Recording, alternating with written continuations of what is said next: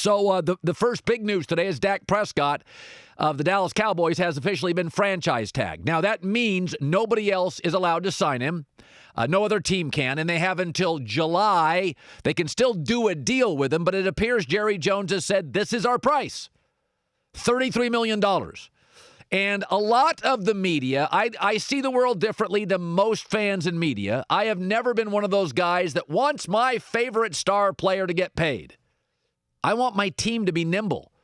If you're a Cowboy fan, Dak's never going to buy you a beer.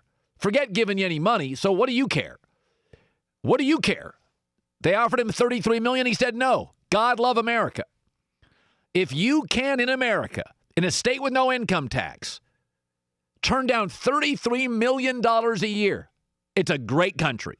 Right now, it's a country dealing with the coronavirus, but it is a great country.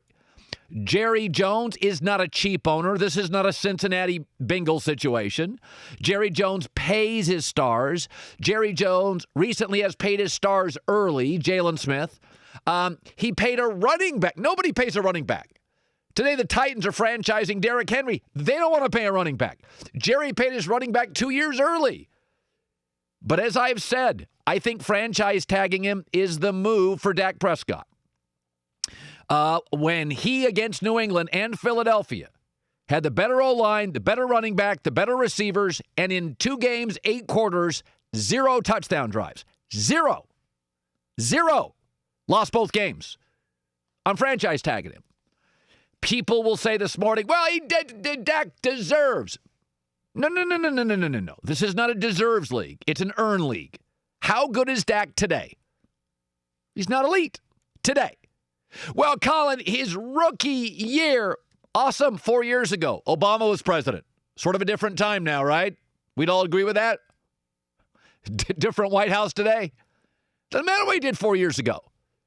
A lot of things happened 4 years ago. Stock market was rolling 4 years ago, down 2,000 points today. Well, he outperformed his draft spot. Yeah.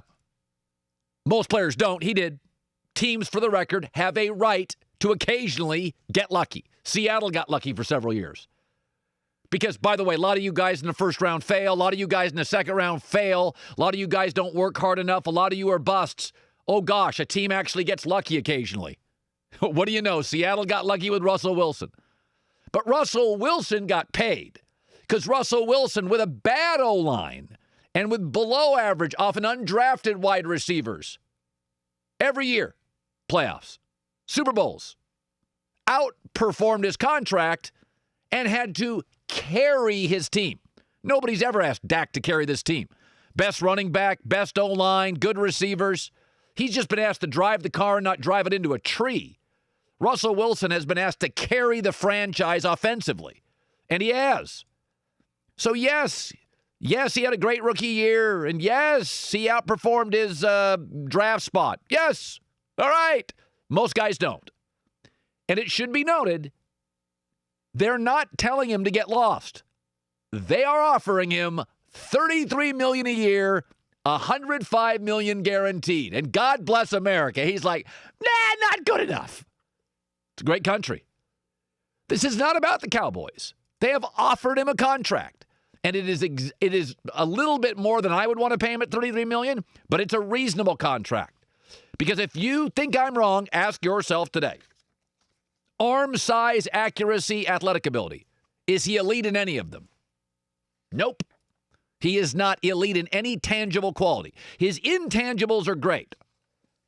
That's fine. If I ran Google and had an engineer, and his tangibles, let's say his intangibles were great. He shows up to work, he's loyal, he's committed, he's a good guy, everybody likes him. His intangibles are great. He's a pretty good leader. But his contract was up. And I said, is he a brilliant engineer? Will he change the world? No. Then I'm not going to pay him what I'm paying Russell Wilson. I'm not going to pay him what I'm paying Russell Wilson. So if just ask yourself basic questions.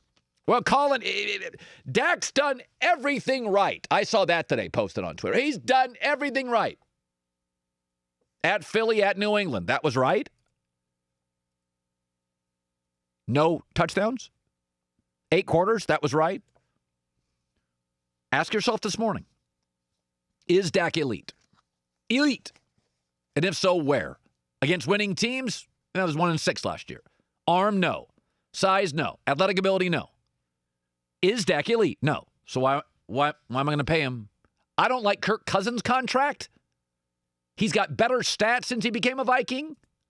And he's making less than Dak. $31 million today, his new deal. And I don't even like that deal. And you think it's unfair for Dak? The Cowboys and the Jones family have a right, just like my boss does, to set a price based on what they feel my value is. I think the price is right. Dak turned it down. They franchise tagged him. I think it's incredibly fair. And I don't think the story today is this is outrageous. I think the story today for Dak Prescott is what a country we live in. That a young man, early 20s, can be offered $33 million a year, no state tax. You think Tony Romo's contract's big? Double it. You've been reading about that? Double it. And Dak Prescott's like, well, it's not good enough. That's a great country to live in. Let me shift to this. And thank you so much for joining us today. I know all of our lives have been sort of unraveled a bit, mine included. And it's not done. I said this last week on, I believe, Thursday. This is not a 2-week story. It is a 3-month story. It's a spring-summer story. The market's going to be up and down. There's going to be limitations to what we can do. I think the social distancing is the right call. I said that last week. And we'll get through it. But I want to talk about this for a second. The NFL players this weekend approved the new CBA. So 2030, we'll all get a little nervous that we don't get football. We are good now for a decade. And I think it's funny. You know, I've been watching a lot of this debate stuff in politics. Everybody hates the 1%ers. You ever notice that? Tax the rich. Living in a bubble. These people cannot relate to any of us. Feel the burn. We hate 1%ers. Yet the NFL this weekend said, we're going to strike a deal. It's not great for the 1%ers. It's not great for Aaron Rodgers, J.J. Watt. It's actually for the middle class and below of the NFL. Now, context here.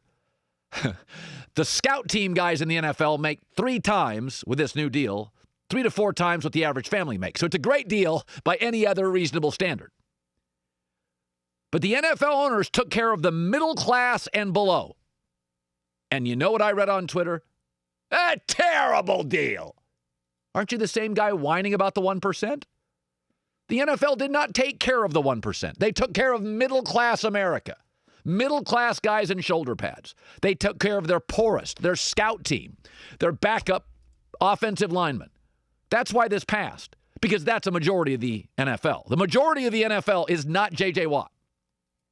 The NBA, it's different. The NBA CBA takes care of its stars, the top 1%, which I've never quite understood because the NBA and golf are the only 2 sports where you can make more money if you're great in your apparel than you can in your sport. Phil Mickelson's made far more money out of golf than winning tournaments. Same with Tiger Woods.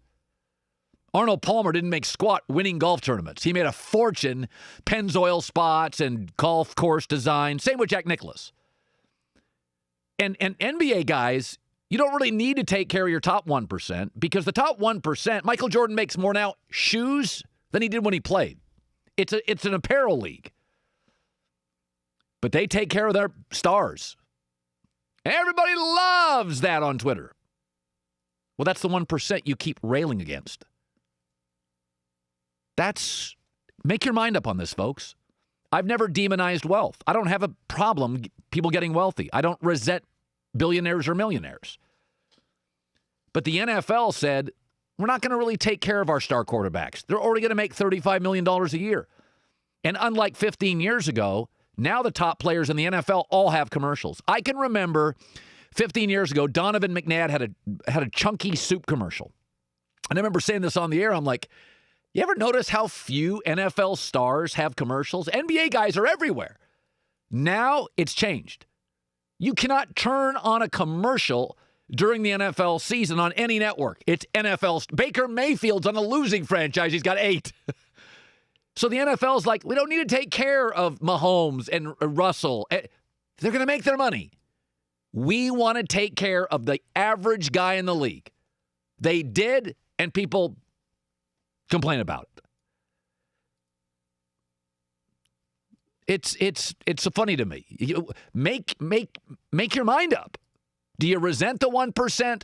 Are you for the middle class? The NFL's middle class was rewarded this weekend. It remains the NFL, the best-run league. The NFLPA, the Players Association, they got bonuses due. Everybody's like, oh, the owners want to wrap this stuff up. I got news for you. The NFLPA wanted to wrap it up. They didn't want to push back the start of the new year. You see all those contracts being handed out this morning? Billionaires don't need that. They're the ones paying it. So this idea, the owners were rushing it through. NFLPA was like, yeah, we're good. Let's go. Let's go. Wasn't just the owners. It was the players. Baseball, I also read this morning. Well, it's the weakest union. Yeah, thank God. The Major League Baseball union is so strong, it took them forever to test for steroids. Steroids were illegal in America. Baseball, union, they couldn't test for it forever. NFL's union isn't as strong. You know what else isn't as strong throughout America? Unions, because people like to get stuff done. And sometimes it's harder with unions. And I'm currently in a SAG-AFTRA union. And it doesn't help me much, but it certainly helps people I work with, and that's good. But, you sit around with this NFL all the time, and I watch all the political stuff. Bernie Sanders would have loved that new NFL CBA. They loved it. It took care of everybody but the 1%ers. And like everything in the world now, the silent majority of the players liked it. The people who are vocal on social media don't like it. But don't just tell me it was owners rushing to get this done. The NFLPA wanted to get it done too. And it was a vote like every vote in America. It was divided. It was right down the middle, barely passed. Just like our elections. Hillary got more votes. Donald won the Electoral College. I mean, everything we're voting on now is divided. We're a divided country. And that's fine. Okay? That's fine. What's not fine is, the coronavirus worries me. Votes going right down the middle don't bother me. That means you have two strong sets of opinions.